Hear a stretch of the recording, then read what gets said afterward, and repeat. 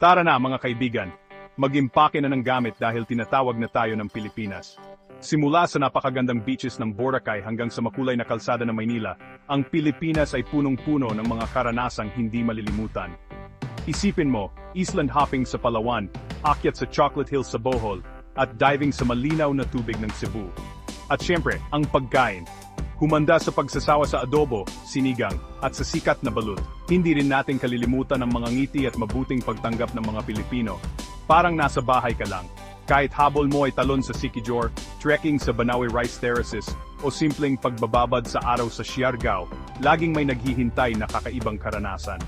Kaya ano pang hinihintay mo? Handa na ang Pilipinas na bigyan ka mga alaalang panghabang buhay. May adventure, may kultura, at syempre, maraming saya ang naghihintay.